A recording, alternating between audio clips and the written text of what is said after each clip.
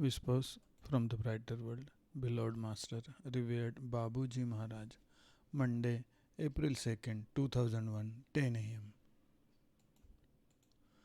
What is there to be added to what has been said?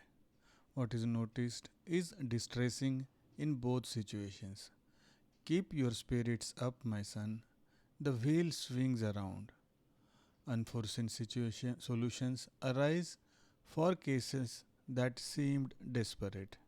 Every good thing created on earth must surmount constant obstacles. It is the law in this world.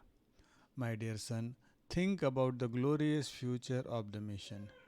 We who project ourselves toward future times cannot really become alarmed. Success here below cannot be obtained without struggle.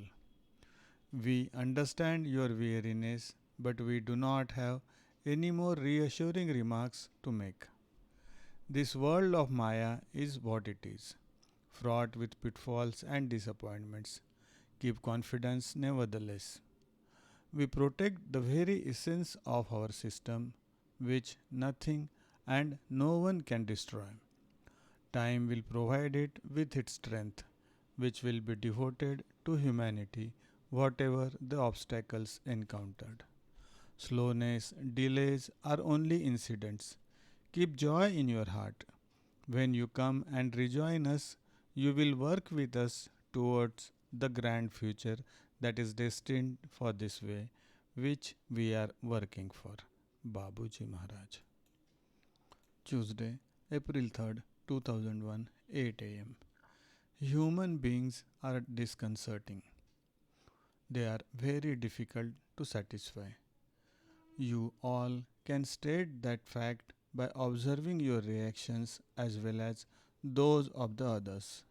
Even if you were offered the Garden of Eden as described by the Christian imagery in your eyes, something important would be missing in it.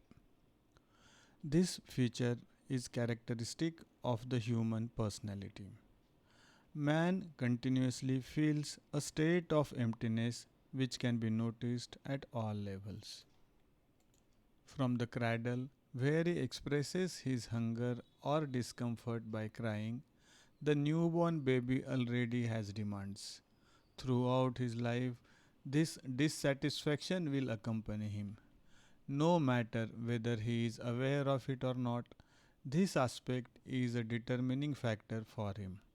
It is what leads him to action. He must act. It is a question of survival, and he must go ahead until the end of his life. Can he find happiness according to his aspirations?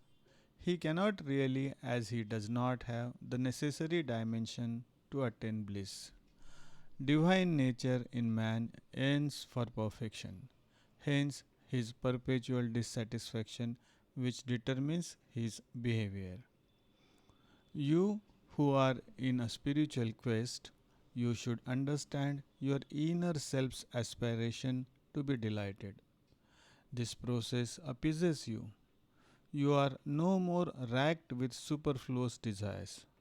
It only remains for you to manage the constraint an incarnation in a body of flesh implies, along with its natural needs. Sensual slavery is reduced when man advances in the right direction. It seems to man that he cannot attain the blessed state of non desire.